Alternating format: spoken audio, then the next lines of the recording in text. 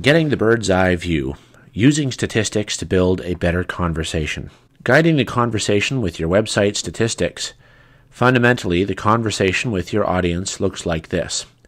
You change something on your website or post something to social media.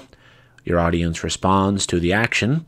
You review your website statistics and positively correlate new traffic to the action taken. The goal of this section is to teach you the vocabulary of your website statistics so that you can draw useful conclusions and inferences about the relationship your audience is having with your website and your social media. So let's talk about Google Analytics. Marketers are naturally trying to see a positive correlation between the actions they take and the results that they're seeking. When we post a blog or a tweet, quite often we see results, comments, or new traffic instantly. One of the essential tools in the marketing conversation is Google Analytics. Google Analytics is a powerful tool for monitoring all aspects of your website traffic, from referrals to search engine activity. Even if you don't consider yourself a math person, with some perseverance and patience, you should be able to positively correlate the kinds of things you're doing with your marketing to the numbers and statistics that Google Analytics provides you. Setting up an account. If you haven't got one already, you'll need to sign up for a Gmail account. It doesn't matter if you use it for email or not, it's your gateway to using all kinds of free services such as Google Analytics, so go get one. At this point, your web designer should be able to take over. Ask them to set up Google Analytics on your website and to grant your Gmail account administrator privileges. Learning the vocabulary. It's likely that Google Analytics will continue to change its user interface as it improves. The vocabulary of website statistics is not likely going to change much in the coming years, so we'll focus on that. Here are some essential things you should be monitoring.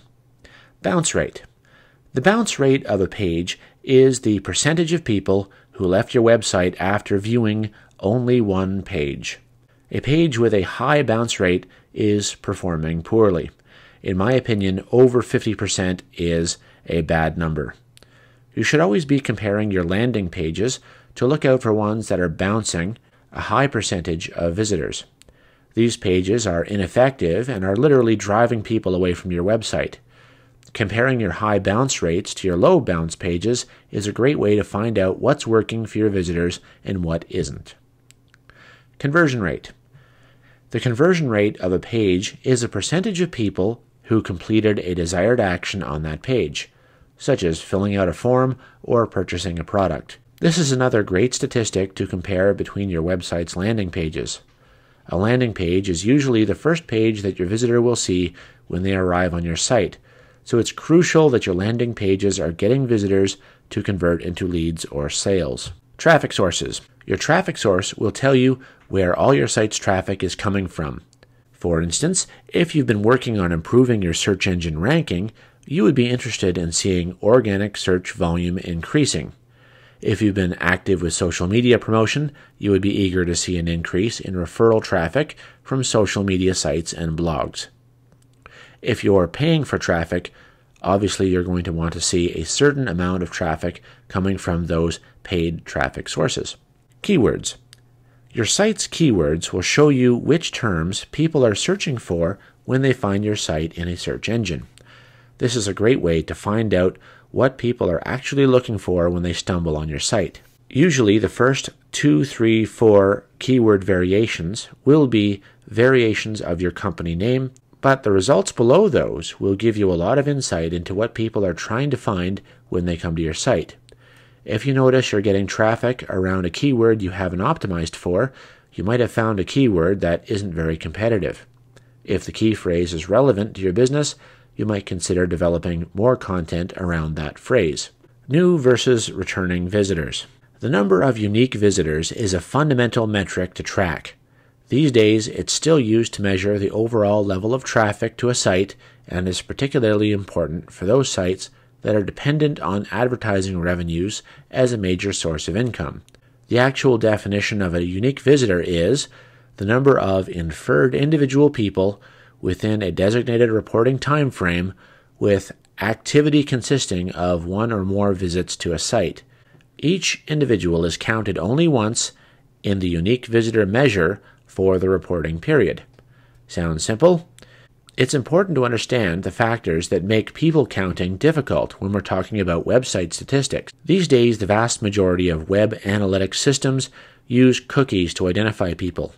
Cookies are little text files that are written to your computer when you visit a website. They contain information about you and your visit, which can be referred to later, usually by the website that put them there in the first place. One of the reasons website analytics systems write cookies is to determine if a visitor has been there or not. When you visit a site, the system checks to see if the cookie is there. If it is there, you are counted as a returning visitor rather than a new visitor. Here's the problem with that. Most analytics systems use first-party cookies.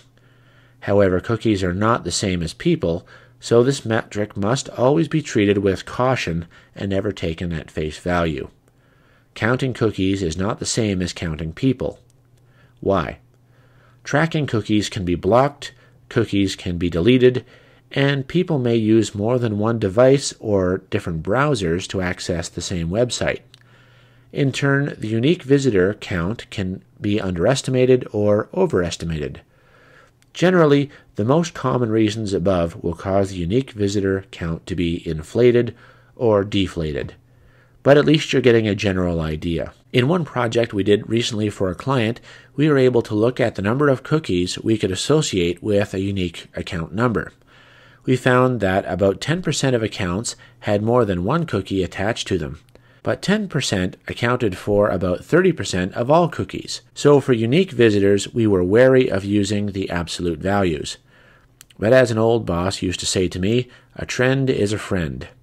Assuming that there isn't a massive shift in the number of people deleting their cookies or using multiple devices or browsers, then it's probably safe to assume that any change in the numbers over time is reflecting a genuine trend, even though it's not a completely accurate measure of what you're trying to figure out. The other key thing about unique visitor is that it is a non-addable metric. The count of unique visitors relates to a specific period of time, such as a day, a week, or a month. Still, people take the unique visitors for the 7 days of a week, add them up, and call them a weekly unique visitor count. For instance, if I visit on a Monday, then I get included in a unique visitor count for Monday. Then I visit again on Thursday, and I get included again on the count for Thursday. If I then add together all the unique visitor counts for each day or the week, I will be counting twice instead of once. So adding up the daily numbers will tend to inflate the weekly numbers. Some web analytics systems are better than others at producing correct unique visitor counts for different time periods, so it's worth finding out how yours works. As a direct result of the cookie issues described above, the new versus repeat visitor metrics need to be treated with caution as well. A visitor to a website is identified as being new if the device does not already have one of the web analytics system's tracking cookies. If the device does not have a cookie, then it is given one. The problem comes when a consumer visits the website a second time and either her device doesn't accept cookies, she has deleted the cookie, or she's using a new device or browser. The reality may be that she has been to the website before, but as far as the web analytics system is concerned, she doesn't have a cookie on her device, and so we will treat her as a new visitor. As a result, the proportion of visitors who are considered to be new is generally overestimated.